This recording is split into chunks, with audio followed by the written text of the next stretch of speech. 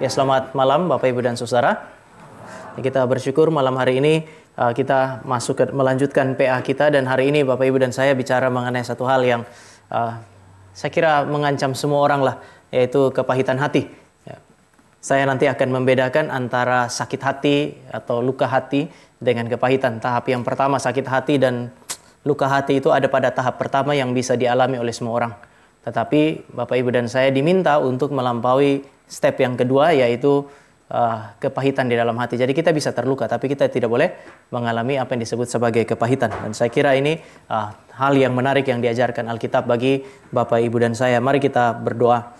Tuhan, kami datang, kami bersyukur karena hari ini ada lagi kesempatan bagi kami untuk bersama-sama belajar, untuk mengurus hati kami. Kami bersyukur karena Tuhan kami adalah Tuhan yang memperhatikan hidup kami.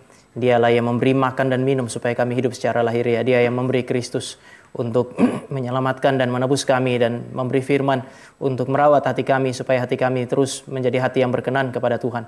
Maka Tuhan hadirlah di tengah-tengah kami, dan Roh Kudus yang memberi firman kiranya menuntun kami supaya kami memperoleh pengertian terhadap firman. Roh Kuduslah yang menguatkan kami supaya kami boleh menggenapi firman di dalam kehidupan kami sebagai umat Allah. Di dalam nama Tuhan Yesus kami berdoa. Amin. Saya nggak akan ajak Bapak Ibu mulai dengan baca Alkitab.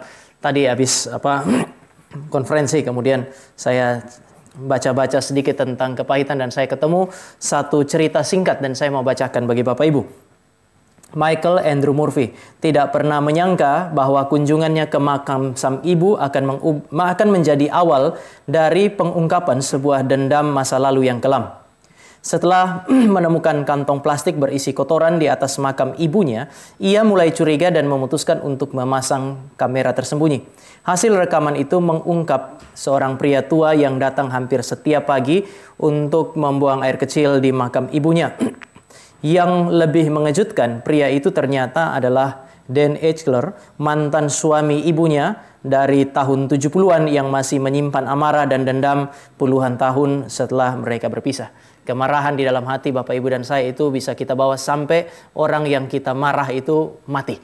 Dia sudah di dalam kubur pun kalau itu belum terpuaskan, Bapak Ibu dan saya bisa menemukan ekspresinya adalah mengencingi kuburnya atau kemudian taruh kotoran di atas nisannya. Kisah ini menggambarkan betapa dalamnya luka emosional yang tidak akan pernah sembuh. Bahkan setelah 5 dekade berlalu, 50 tahun berlalu, dan sakit hati itu masih ada. Siapa di antara Bapak Ibu dan saya yang bisa melewati sakit hati sehingga kemudian dia bilang betapa dalamnya luka emosional yang tak mungkin sembuh. Ini dari sudut pandang dunia. Ini adalah sesuatu yang tidak mungkin disembuhkan. Kayaknya wajar saja kalau kemudian luka itu terekspresi di dalam balas dendam bahkan kepada orang yang sudah mati. Michael percaya bahwa Dean telah mencemari makam ibunya sejak tahun 2017. Sebuah tindakan yang bukan hanya tidak bermoral tetapi juga menyakitkan secara pribadi. Sekarang dia mulai marah sama mantan suami ibunya. Ia kini menuntut keadilan agar perbuatan menjijikan ini tidak dibiarkan begitu saja. Nanti di dalam pembahasan Bapak Ibu dan saya akan bahas satu istilah, itu impuls dalam hati Bapak Ibu dan saya untuk mencari apa yang disebut sebagai keadilan. Kita tuh makhluk moral, sehingga ada dorongan-dorongan tertentu pada diri Bapak Ibu dan saya yang seringkali membuat kita tuh berusaha untuk mendapatkan keadilan tapi dengan cara yang sudah tidak berkenan kepada Tuhan. Nah, mari kita mulai dengan mendefinisikan kepahitan hati. Kepahitan hati adalah sakit hati atau luka batin. Sekali lagi, kepahitan hati adalah sakit hati, luka di dalam batin karena kejahatan yang dilakukan orang lain atau ketidakadilan yang menimpa kita. Jadi ini tahap yang pertama. Tahap yang pertama adalah Bapak Ibu dan saya mengalami sakit hati. Semua orang pasti pernah sakit hati. Kita mengalami luka batin karena diperlakukan dengan cara yang tidak adil atau mengalami tindakan yang jahat. Semua ini kemudian terkait dengan kepahitan. Itu pertama, luka hati. Yang kedua, luka hati itu melahirkan kebencian. Ini sudah masuk kepada apa yang disebut sebagai kepahitan. Emosi yang tidak suci. Kebencian, hasrat untuk membalas dendam, dan keengganan untuk mengampuni. Dia menguasai hati kita sehingga Bapak Ibu dan saya sudah tidak bisa bertumbuh. Kita tidak berdaya entah untuk mengampuni atau bahkan hasrat untuk hidup sudah nggak ada. Sampai kapan? Sampai dendam kita terbalaskan dan kemudian kita hilang sukacita. Selama orang itu belum terbakar di dalam api neraka, Bapak Ibu dan saya tidak akan puas. Kalau sampai pada titik itu, maka Bapak Ibu dan saya sudah masuk kepada step yang kedua, yaitu kepahitan hati. Maka kepahitan hati itu melibatkan dua hal. Pertama, luka di dalam batin, dan menurut saya ini adalah sesuatu yang normal. Maka suami istri itu kadang-kadang, ya ini juga jangan pulang kemudian saling melukai. Tetapi ada masa di mana dalam relasi suami istri, Bapak Ibu dan saya bisa terluka kan ya. Kalau Bapak Ibu tidak pernah terluka, mungkin Bapak Ibu perlu bersyukur karena suami atau istrinya Bapak Ibu adalah malaikat. Tetapi kalau pernah, ya kita ada di dalam step yang pertama itu. Kita sebagai manusia pernah saling melukai. Tetapi yang tidak boleh terjadi adalah yang kedua. Luka hati membuat kita benci, berusaha untuk membalaskan dendam-dendam kita dan enggan untuk mengampuni. Sehingga pada akhirnya Bapak Ibu dan saya tidak bertumbuh. Maka saya mau mulai dengan yang pertama Bapak Ibu. Bahwa luka hati atau terluka itu adalah sesuatu yang ya saya bisa bilang wajar. Terluka, kita bilang saya terluka itu wajar di dalam dunia yang berdosa. Saya nggak bilang kalau hari ini Bapak Ibu terluka wajar, lalu kemudian setelah kita melukai orang lain kita bilang kan wajar. Saya bilang ini wajar dalam dunia berdosa, artinya habis Bapak Ibu melukai orang lain, Bapak Ibu mesti sadar itu berdosa. Jangan kasih tahu dia wajar, pendeta Tama bilang wajar, tunggu besok saya akan lukai kamu lagi.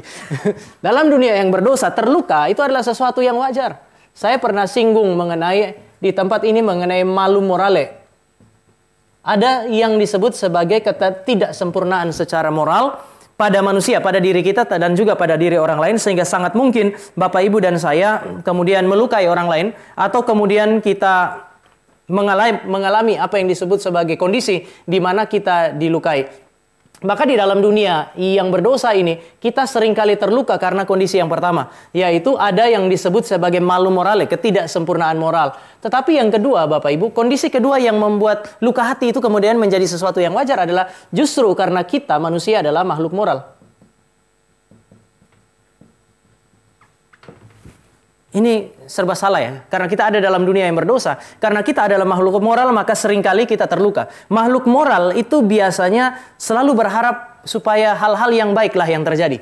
Kita berharap, ada harapan pada diri kita supaya yang terjadi adalah hal-hal yang baik. Kita tidak mau hal-hal yang tidak baik itu terjadi. Makanya kadang-kadang kita menipu diri, sudah terjadi yang tidak baik pun waktu ditanya apa kabar, baik-baik saja. Padahal sebenarnya kita ada di dalam kondisi yang terpuruk. Kita berharap sesuatu yang baik. Dan sebagai makhluk moral seringkali Bapak Ibu dan saya menuntut keadilan.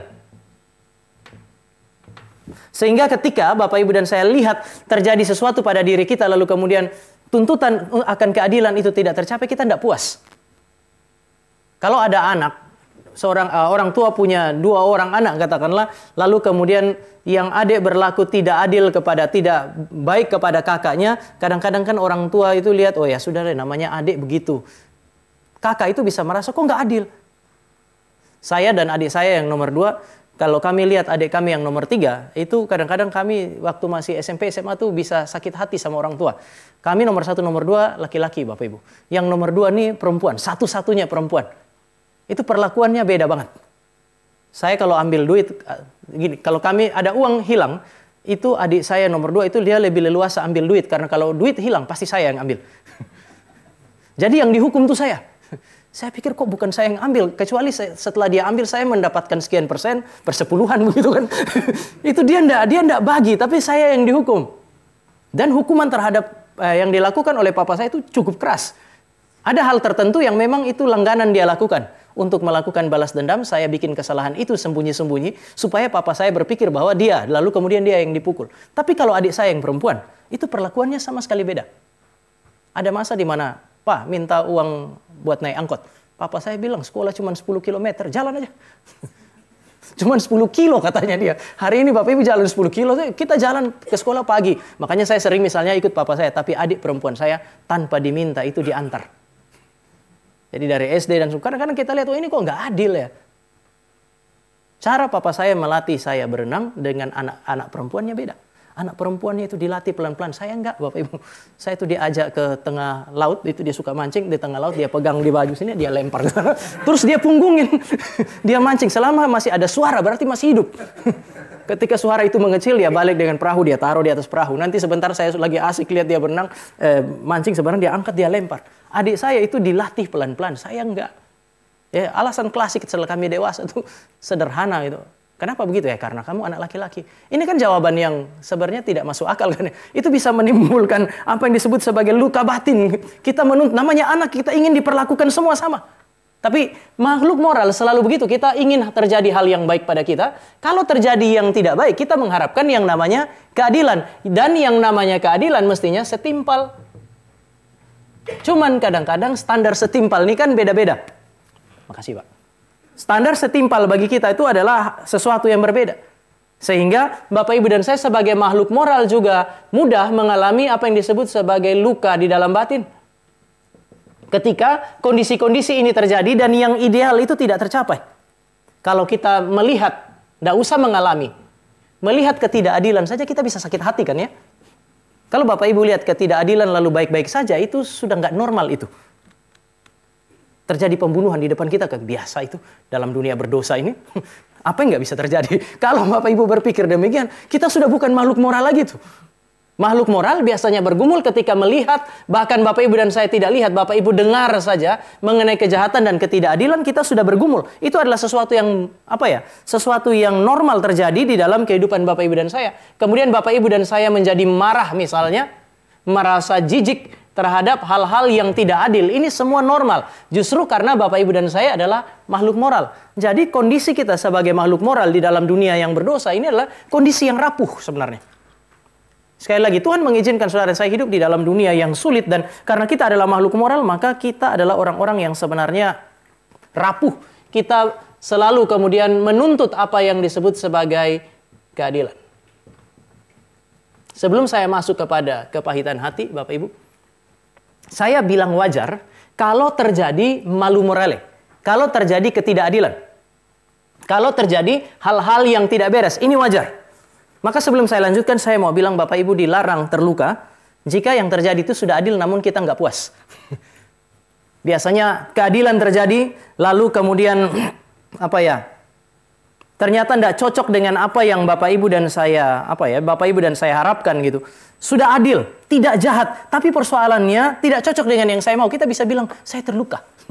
Itu sama kayak maling, habis ditangkap masuk penjara, kemudian dia bilang dia terluka. Nggak cocok itu Bapak Ibu.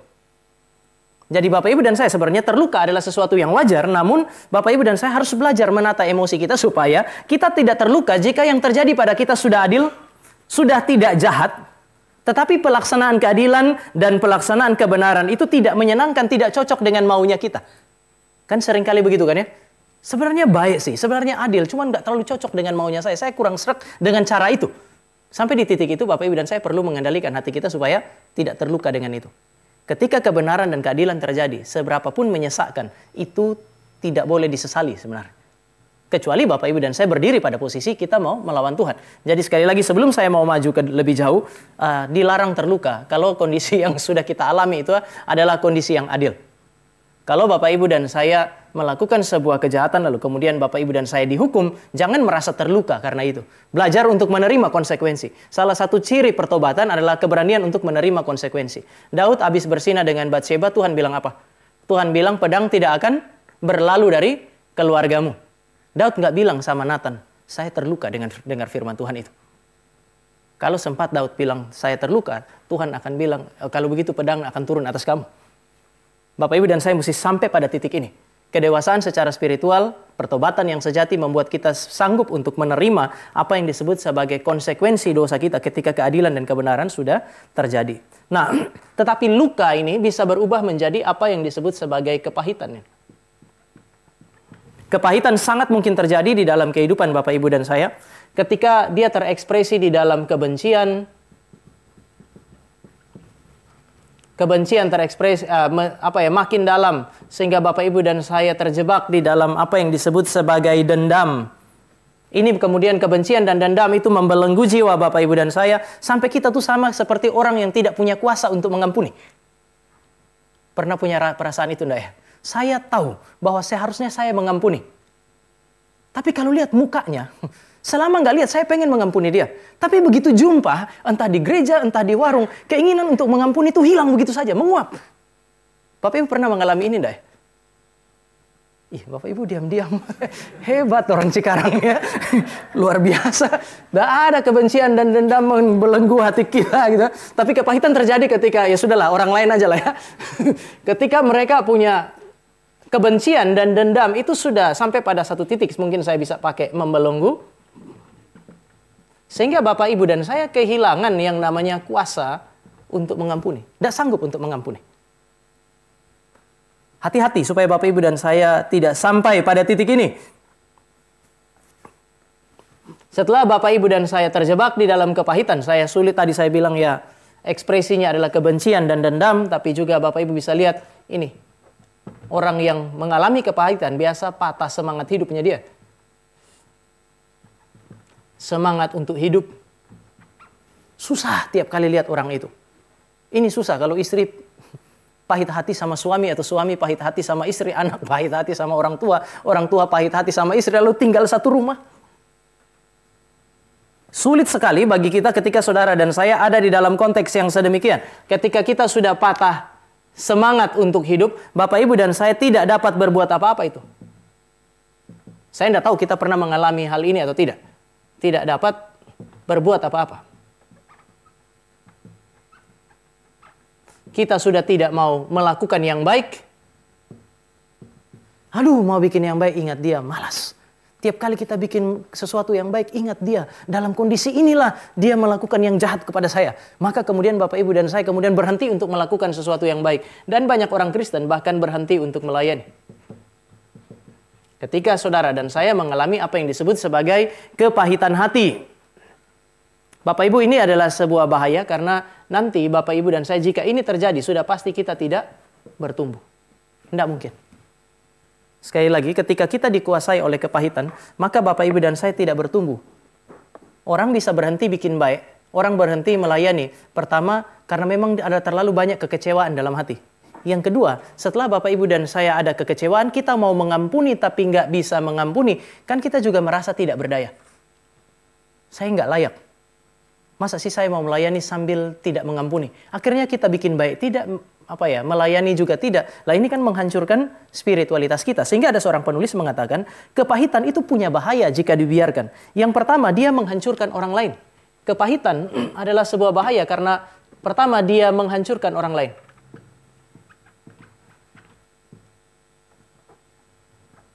Kadang-kadang saya berusaha menulis dengan baik, Bapak Ibu. Tapi ini salah satu bagian terbaik mungkin. Dia menghancurkan orang lain karena Bapak Ibu dan saya berusaha untuk memuaskan emosi kita, memuaskan dendam kita dengan berbagai macam cara. Salah satu persoalan daripada Tuhan bilang jangan balas dendam itu apa? Dendam itu biasanya tidak pernah setimpal Bapak Ibu ketika dibalaskan. Tidak pernah.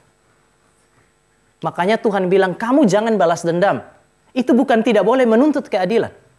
Itu kenapa Tuhan kasih pedang itu di tangan pemerintah, bukan di tangan Bapak Ibu dan saya. Saya tidak tahu bagaimana Bapak Ibu memahami, tetapi dalam kehidupan sosial, misalnya di Nusa Tenggara Timur, itu kan masing-masing orang tuh punya kelompok tuh. Ketika ada cerita, oh satu orang dari suku yang ini, dia pukulin satu dari suku yang lain. Itu tunggu tuh Bapak Ibu. Besok waktu ada angkot lewat, mereka mulai periksa KTP. Ketika suku yang sama itu datang, dari pelaku itu, mereka keluarkan itu pukulan berikutnya itu bisa mengakibatkan kematian. Akhirnya itu jadi kayak rantai dosa itu makin lama makin sulit untuk dihentikan. Kenapa? Karena balas dendam biasanya melampaui yang seharusnya. Maka ketika Bapak Ibu dan saya terjebak di dalam kepahitan hati, kita akan berusaha untuk menghancurkan orang lain demi memuaskan apa yang disebut sebagai emosi di dalam hati kita. Dan juga mengekspresikan kebencian-kebencian kita. Tapi hal yang lain adalah kepahitan itu menghancurkan diri kita sendiri. Menghancurkan hidup kita. Tidak hanya menghancurkan orang lain, menghancurkan hidup kita. Kegelisahan di dalam batin. Kenapa? Karena wajar. Emosi yang tidak terpuaskan, kemarahan yang tidak terpuaskan. Bikin susah tidur kan ya? Hari ini Bapak Ibu baik-baik semua. Gak ada yang jawab dari tadi. Tidak pernah mengalami semua ini. Anggaplah saya pernah mengalaminya. Tetapi kemarahan itu biasanya bikin Bapak Ibu dan saya sulit sekali untuk tidur. Luka batin itu membuat Bapak Ibu dan saya ingin memuaskan emosi. Dan ketika emosi tidak terpuaskan, kita gelisah. Sulit sekali untuk tidur. Kita terus ingat dia. Kadang-kadang kepahitan dengan cinta itu beda tipis. Cinta membuat wajahnya selalu membayang dalam diri kita. Kepahitan itu juga seringkali demikian. Kemudian Bapak Ibu dan saya, kepahitan menghancurkan diri. Kenapa? Karena perasaan gagal. Karena Bapak Ibu dan saya tidak dapat mengampuni. Ini baru kemarin ada satu orang yang dia bilang, saya lagi bergumul, saya tanya kenapa, lalu kemudian dia cerita sedikit, dia memang seperti mengalami lukalah dilukai oleh orang lain, lalu dia bilang, saya dengar firman Pak harus mengampuni, tapi kok nggak bisa ya, saya sudah berjuang untuk mengampuni tapi nggak bisa, saya gelisah Pak. Jadi ada semacam perasaan gagal yang kemudian membuat dia bilang dia stres. Ini yang saya bilang bahwa kepahitan di dalam hati itu bisa menghancurkan Bapak Ibu dan saya. Kepahitan menghancurkan diri kita karena kita menjadi kecewa. Banyak hal yang tidak sesuai dengan harapan. Tadi saya bilang kita berhenti berbuat baik. Padahal Bapak Ibu dan saya mesti ingat Efesus pasal 2 ayat 10. Tujuan Allah menyelamatkan Bapak Ibu dan saya untuk melakukan perbuatan baik yang disiapkan oleh Allah bagi kita. Kenapa kita kecewa dengan si A lalu kemudian kita berhenti berbuat baik untuk semua orang? Orang yang kecewa bahkan bisa memutuskan untuk berhenti melayani. Pertama karena sakit hati. Yang kedua sekali lagi merasa tidak layak karena tidak dapat mengampuni.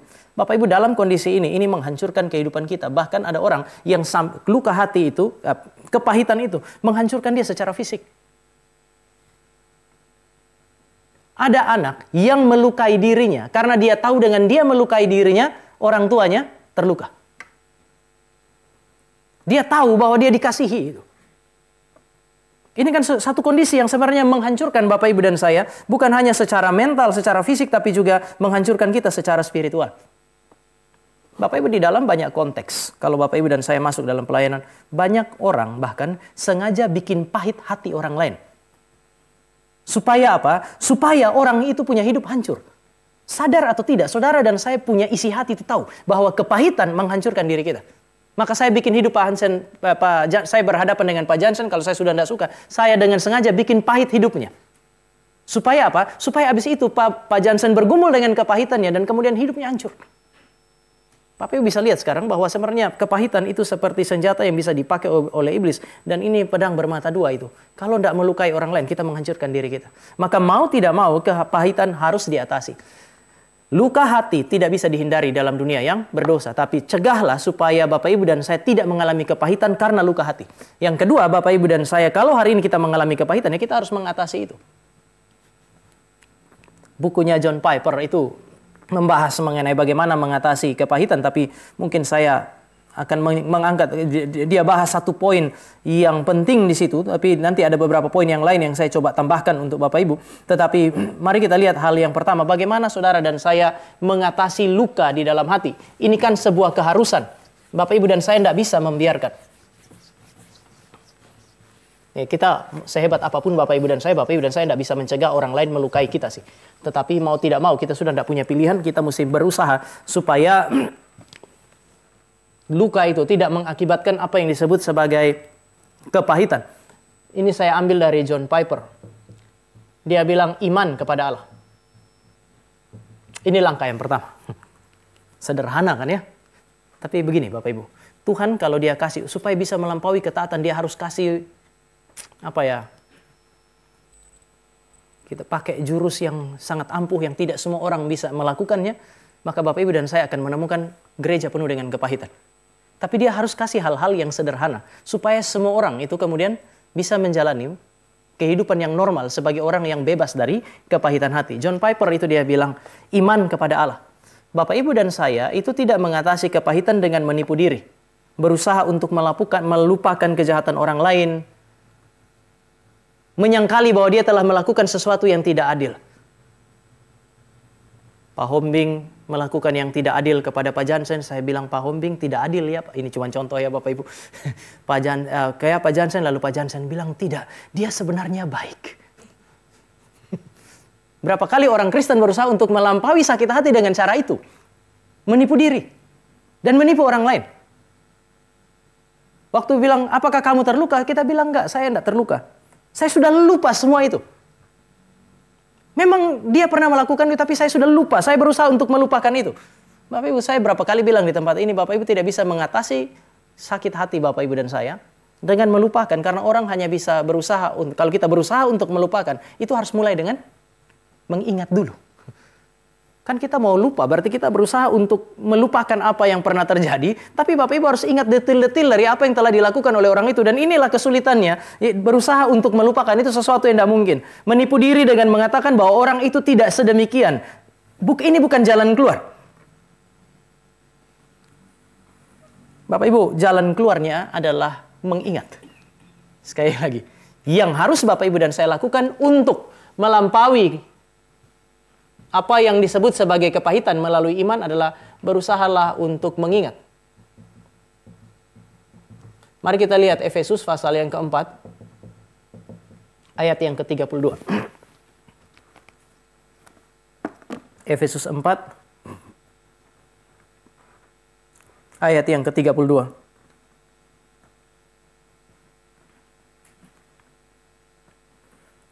Saya baca ayat 31, Bapak Ibu baca ayat 32. Segala kepahitan, kegeraman, kemarahan, pertikaian, dan fitnah hendaklah dibuang dari antara kamu. Demikian pula segala kejahatan. Ayat 32.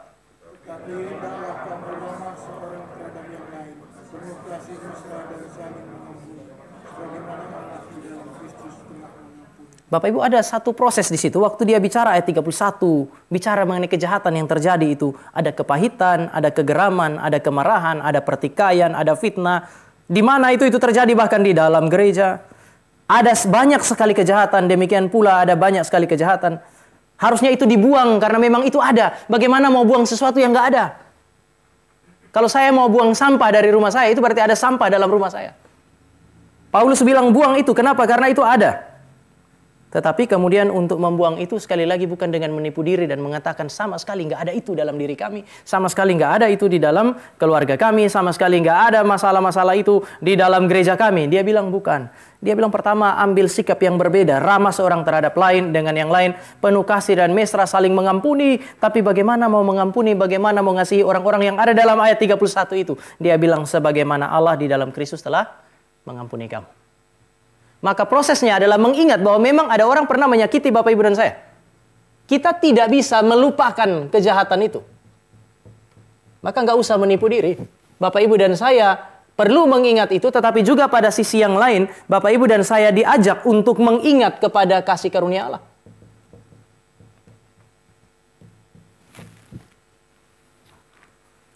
Kasih karunia Allah di masa yang lalu itu.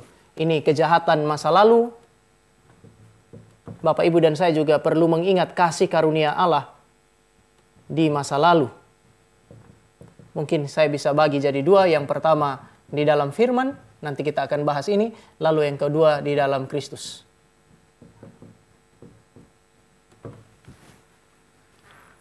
Terkait dengan firman, Bapak Ibu mari kita lihat. Ingat kasih karunia Allah di dalam firman. Yang pertama mari Bapak Ibu dan saya baca di dalam Roma pasal 12. Ini John Piper kasih kita poin yang sangat baik sebenarnya di sini. 12 ayat 19 sampai 21. Mari kita baca Alkitab kita, Roma pasal yang ke-12. Kita baca bergantian, saya 19, Bapak Ibu 20, 21 kita baca sama-sama. Saya mulai 19. Saudara-saudaraku yang kekasih, janganlah kamu sendiri menuntut pembalasan. Jangan tuntut pembalasan. Tetapi berilah tempat kepada murka Allah. Sebab ada tertulis, pembalasan adalah hakku. Akulah yang akan menuntut pembalasan. Firman Tuhan. Ayat yang ke-20.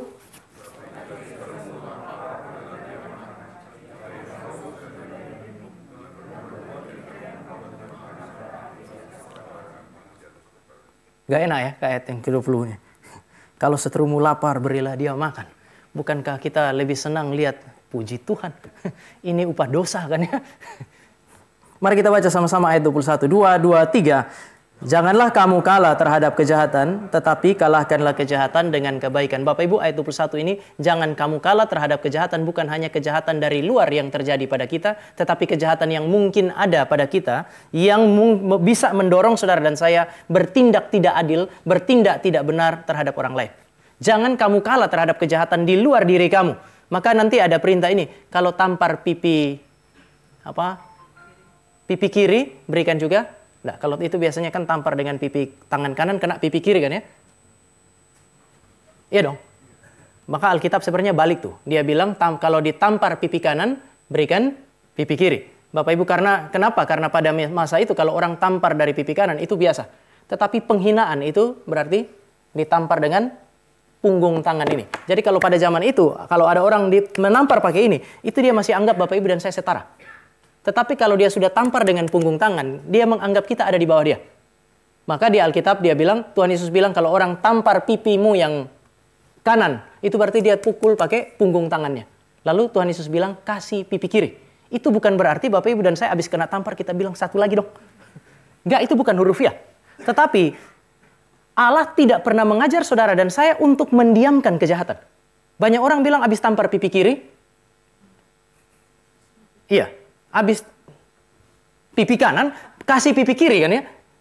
Kemudian kita bilang nggak usah berlaku apa-apa. Itu berarti membiarkan. Enggak, yang Tuhan Yesus bilang adalah kamu harus bertindak sedemikian rupa sehingga orang itu sadar bahwa kamu setara dengan dia. Nanti Bapak Ibu dan saya bisa ambil jalur hukum dan seterusnya, itu mungkin. Tetapi Bapak Ibu dan saya bisa melihat bahwa ini adalah perintah yang sangat sulit sebenarnya. Kalau dia tampar pipimu yang satu, berikan sesuatu yang lain. Pipi yang lain. Sekarang Bapak Ibu dan saya menemukan ada satu perintah ini. Dia bilang kamu itu kalau dia sudah lapar, kalau itu musuh lapar, kamu kasih dia makan. Ini berarti saudara dan saya itu seperti menunjukkan kepada dia bahwa ini adalah relasi yang seharusnya. Saudara dan saya tidak sementara menyangkali bahwa dia melakukan sesuatu yang jahat. Tetapi Bapak Ibu dan saya sementara menunjukkan bahwa seharusnya manusia itu begini. Kamu perlakukan saya seperti binatang, saya perlakukan kamu seperti manusia. Ini yang seringkali saudara dan saya tidak inginkan kan ya. Kalau dia perlakukan saya seperti binatang, cara yang paling adil adalah memperlakukan dia juga seperti binatang. Tetapi Bapak Ibu dan saya di dalam kekristenan, kita memanusiakan manusia. Kenapa saudara dan saya harus melakukan sesuatu yang tidak tepat? Maka Paulus bilang, jika seterumu itu lapar, orang lapar ya harusnya dikasih makan. Kenapa? Karena dia manusia. Bahkan binatang aja kalau lapar, saudara dan saya enggan untuk tidak kasih dia makan kan? Kalau Bapak Ibu di restoran ya tidak ya. Tapi kalau kita makan di warteg, kita lagi makan, tiba-tiba ada kucing kan? Ada kucing yang menjengkelkan Bapak Ibu. Dia gosok-gosok kaki kita. Tapi ada kucing tuh yang seperti mengerti bagaimana mengiba. Sehingga waktu kita makan lihat dia, kok kasihan kalau saya makan dia begitu nggak enak, kita bagilah ayam kita ke dia, ikan kita ke dia itu. Kita nggak rela loh lihat dia kayak begitu. Kenapa? Karena dia ciptaan Tuhan dan dia makhluk hidup. Normalnya yang namanya makhluk hidup, apalagi kalau manusia, kalau dia lapar ya dia dikasih makan. Artinya perlakukan dia dengan normal. Ini bukan menyembah-nyembah dia, ini bukan menyangkali kejahatannya dia. Nanti sebentar Bapak Ibu dan saya juga bisa lihat bahwa itu seperti menumpuk bara api di atas kepalanya. Itu karena apa gitu. Tetapi Tuhan bilang jangan balas dendam di dalam ayat yang ke-20 dan 21, ayat 19 dan 20. Kenapa? Karena ini tadi saya bilang impulsnya. Kecenderungan makhluk moral itu ya pertama karena kita makhluk moral maka kita benci dan marah kepada dosa dan kejahatan. Kalau Bapak Ibu lihat kejahatan, diperlakukan jahat, marah itu normal. Jangan juga ketika orang melakukan sesuatu yang tidak baik, Bapak Ibu bilang, gak apa-apa. Bapak Ibu bahkan lebih sabar dari Tuhan. Ada orang yang kesabarannya lebih panjang dari Tuhan. Tuhan lihat itu, Tuhan emosi juga Bapak Ibu. Tuhan kita adalah Tuhan yang murka terhadap dosa. Lalu ketika orang bikin dosa, orang bikin kejahatan, Bapak Ibu bilang gak apa-apa. Normalnya kalau kita adalah makhluk moral, maka kita ada kebencian, ada kemarahan terhadap dosa dan terhadap kejahatan. Sehingga kalau orang bikin jahat, Bapak Ibu marah, itu marah. Itu adalah sesuatu yang normal sebenarnya. Tapi kemudian Bapak Ibu ada kecenderungan pada makhluk moral, yaitu mereka akan menganggap orang jahat layak untuk dihukum. Setuju nggak?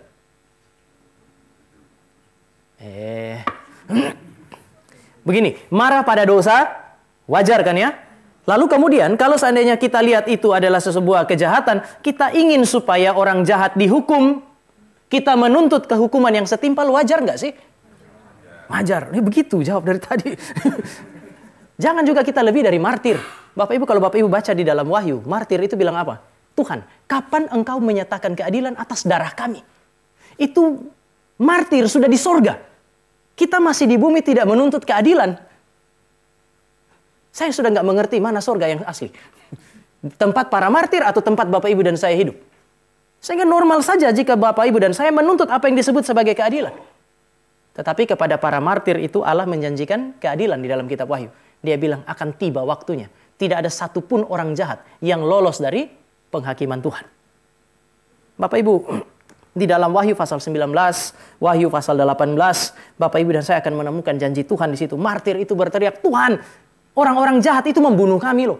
Darah kami ini siapa yang akan tanggung? Siapa yang akan beri keadilan bagi darah yang telah tercurah ini? Allah bilang bahwa dia akan memberikan penghukuman atas orang-orang yang berdosa. Orang-orang yang jahat itu pasti akan menerima penghakiman Tuhan. Tidak mungkin tidak terjadi. Allah kita adalah Allah yang adil. Dan kemudian Bapak Ibu akan menemukan bahwa sebagai makhluk moral Bapak Ibu mesti ingat bahwa yang namanya penghakiman Allah, satu sisi itu malapetaka bagi mereka yang berdosa. Bagi saudara dan saya itu anugerah. John Piper itu menarik. Dia bilang penghakiman di neraka adalah anugerah bagi umat Allah yang mengalami penderitaan di dalam dunia ini. Kenapa? Karena saudara dan saya adalah makhluk moral. Kita menuntut keadilan.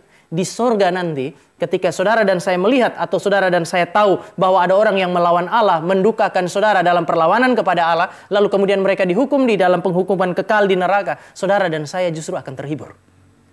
Kenapa? Karena tuntutan keadilan itu terpuaskan. John Piper melihat dari sudut pandang ini. Maka sekali lagi ketika saudara dan saya menuntut keadilan itu sesuatu yang wajar. Tapi seringkali kan Tuhan bilang kepada Bapak Ibu dan saya, pembalasan adalah hakku dan nanti saya balas dia di neraka. Disitulah Bapak Ibu dan saya kemudian menjadi tidak puas. Apa? Nanti saya dilukai di sini dan sekarang. Hendaklah penghakiman itu terjadi di sini dan sekarang. Di sini John Piper dia bilang, pada saat itulah Bapak Ibu dan saya sementara tidak beriman. Makanya dia bilang iman itu penting. Ingat, firman bilang Allah pasti akan menghakimi, penghakimannya adil. Tidak hari ini mungkin. Orang bisa lolos dari konsekuensi temporer. Tapi kalau dia tidak bertobat, dia tidak pernah bisa lolos dari konsekuensi kekal. Kalau Bapak Ibu dan saya adalah orang percaya, Bapak Ibu dan saya bisa berharap bahwa satu saat Allah akan memuaskan tuntutan keadilan itu. Daripada Bapak Ibu dan saya balas. Kalau kita berusaha untuk balas, itu akan membuat moralitas dan spiritualitas kita memburuk. John Piper bilang justru pada saat kita mau ingin mendapatkan keadilan dengan cara sendiri. Ketika saudara dan saya berjuang untuk mendapatkan keadilan dengan cara kita sendiri, pada saat itulah moralitas dan spiritualitas kita hancur. Kenapa Tuhan bilang pembalasan adalah hakku? Karena ketika dia membalas dengan adil. Tidak ada yang dihancurkan di sana. Tapi jika saudara dan saya dengan kebencian membalaskan kebencian kita, saudara dan saya menghancurkan spiritualitas kita sendiri. Maka saya mesti bilang, kenapa tidak boleh ada kepahitan? Kenapa harus saudara dan saya melampaui apa yang disebut sebagai kepahitan itu? Sebab kalau kepahitan itu terus ada di dalam hidup Bapak Ibu dan saya, itu adalah tanda Bapak Ibu dan saya tidak mengimani firman bahwa Allah kita adalah hakim yang adil. Yang kedua, dia bukan hanya bicara mengenai hukuman yang ada di neraka. Makanya saya bilang ini mengingat peristiwa masa lalu. Bagaimana pertanyaan ini? Yang kedua ini mungkin pertanyaan sederhana. Bagaimana kira yang melukai Bapak Ibu dan saya adalah orang percaya? Kalau yang ini kan gampang. Kan dari tadi kita ngomong neraka. Berarti orang nggak percaya dong. Bagaimana kalau itu adalah orang percaya? Bagaimana kalau yang melukai saudara adalah pendeta Tama? Bapak Ibu ini akan jadi lebih berat. Lebih sulit lagi Bapak Ibu dan saya terima. Kalau yang ini kita masih ingat, wah ada neraka. Makanya kalau dia nggak mati-mati kita berdoa, Tuhan matilah dia. Jangan sampai dia terima Tuhan Yesus. Kalau sampai dia sudah melakukan kejahatan dia terima Tuhan Yesus, kok enak. Kita tidak mau dia terima Tuhan Yesus. Lalu begitu dia masuk neraka kita mati. Sudah terima Tuhan Yesus dia belum? Belum, dalam hati kita puji Tuhan. Meskipun tangan kita pegang istrinya punya tangan lalu bilang turut berduka cita ya, tapi pulang kita cerita tahu rasa. Tapi bagaimana dengan orang percaya, Bapak? Orang percaya yang melukai saudara dan saya. Tuhan Yesus, Alkitab bilang pandang kepada Kristus. Karena ini akan jauh lebih sulit dari itu. Mari kita lihat 1 Tesalonika pasal 5 ayat 9. Habis ini Bapak Ibu tidak mau PA lagi. Kok nggak adil? 1 Tesalonika pasal yang ke-5 ayat yang ke-9.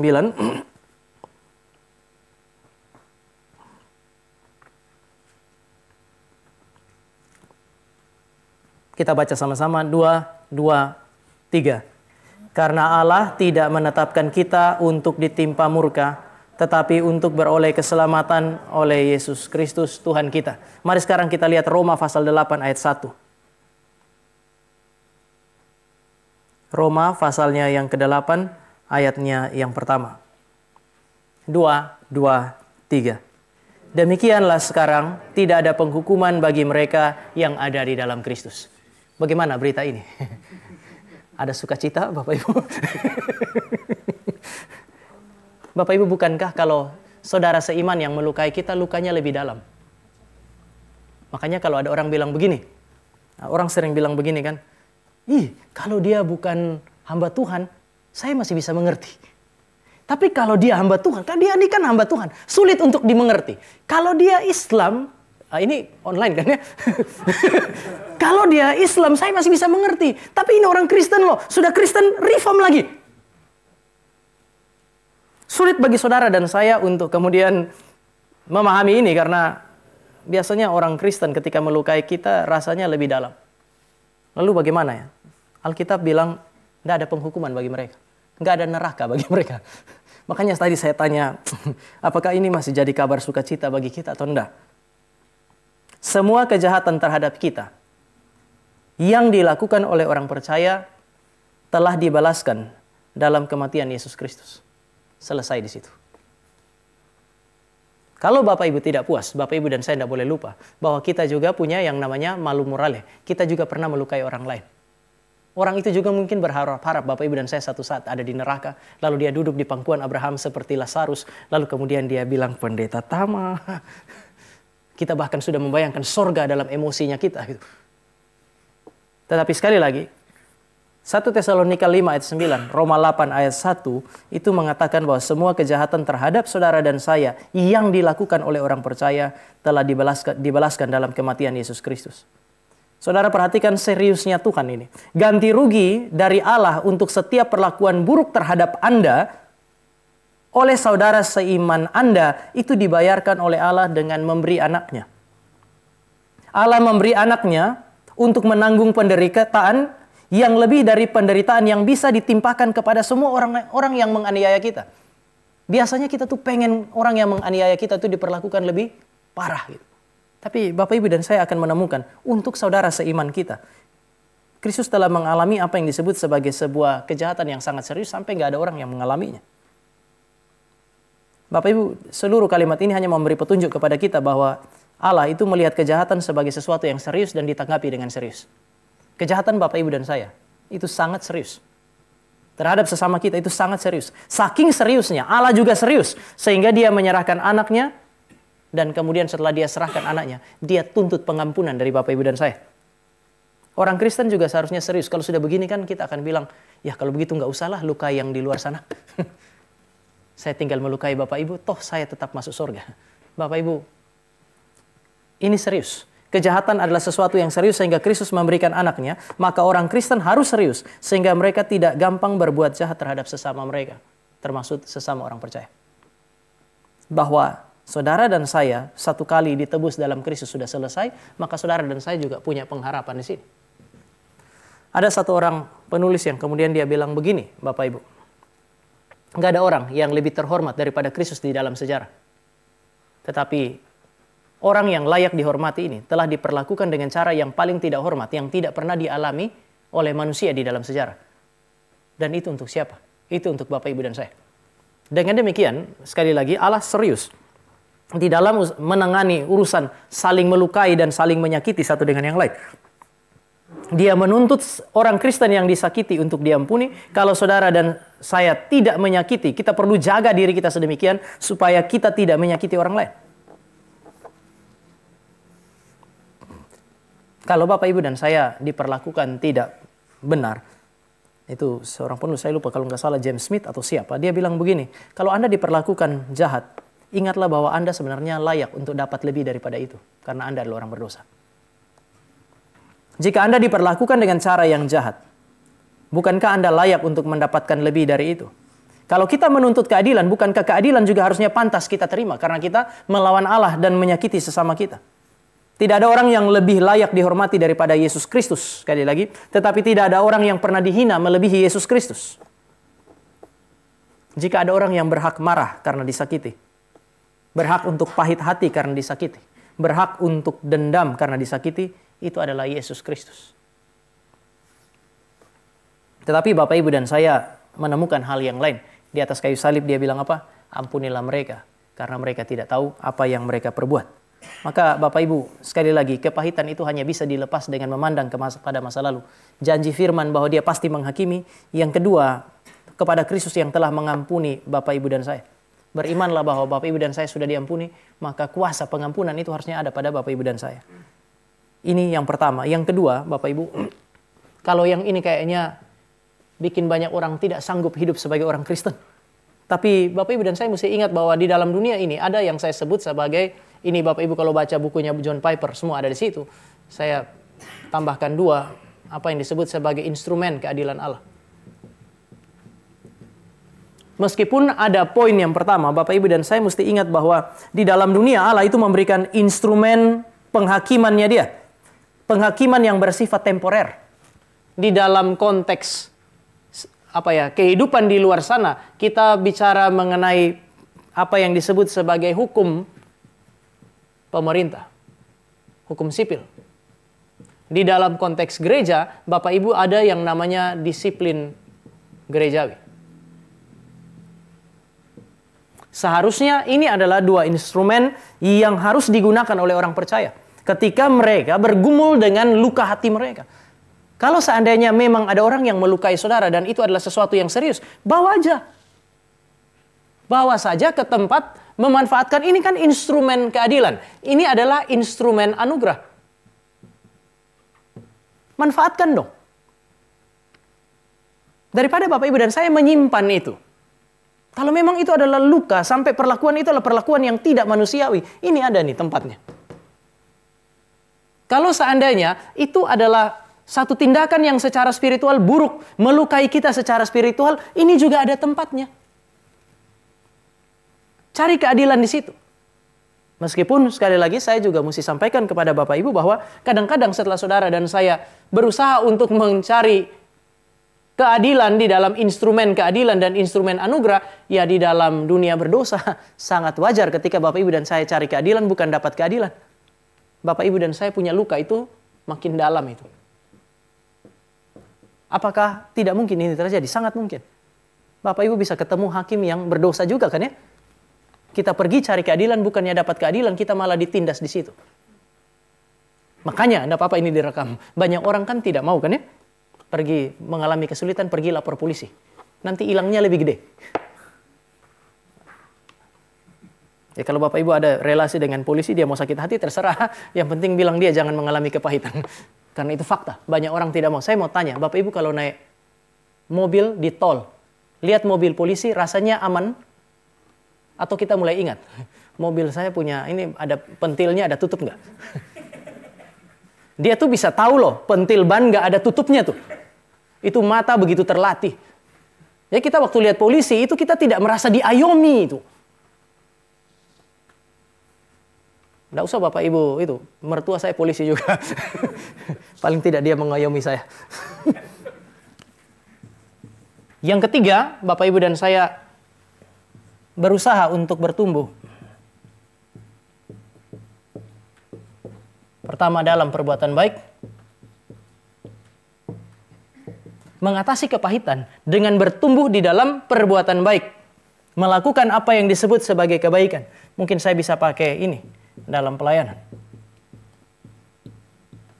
Kenapa Paulus bilang begini? Dengan melakukan yang baik, kamu menumpuk bara api di atas kepalanya. Karena biasanya kalau orang benci kita, Bapak Ibu, dia ingin kita tuh betul-betul tidak dapat berbuat apa-apa. Maka Paulus bilang, kalau kamu itu bergantung kepada kamu, kamu berdamai dengan dia. Kalau bergantung kepada kita. Tapi kalau kita sudah mengusahakan perdamaian juga belum tentu orang mau damai sama kita kan? Bapak Ibu dan saya bebas dari tanggung jawab itu. Biasanya orang tidak mau damai, dia ingin lihat Bapak Ibu dan saya hancur. Lalu Bapak Ibu dan saya mengikuti apa yang dia mau, kita tidak bikin apa-apa. Dia makin bersuka cita karena itu. Tapi ketika dia ingin saudara dan saya hancur, saudara dan saya berdiri, berjalan di jalurnya Tuhan. Bukan saudara dan saya yang hancur. Orang yang menginginkan kehancuran orang percayalah yang akan hancur. Paulus kutip ini dari Amsal. Kalau dia ingin kamu hancur supaya kamu tidak dapat berbuat apa-apa, layani Tuhanmu. Lakukan sesuatu yang baik dan kamu hanya akan menumpuk bara api di atas kepalanya dia. Dia mungkin begitu benci sama kita dengan melihat semuanya itu. Dia menghancurkan dirinya sendiri. Bapak Ibu, ini beberapa bagian yang ingin saya ajak Bapak Ibu untuk melihatnya. Karena dengan terus melakukan apa yang baik, melayani Tuhan, saudara dan saya punya pikiran itu terarah ke atas. Bukan kepada orang yang ada di depan kita itu. Ya selama Bapak Ibu dan saya juga nggak melayani sambil lihat-lihat dia. Coba lihat, saya masih melayani.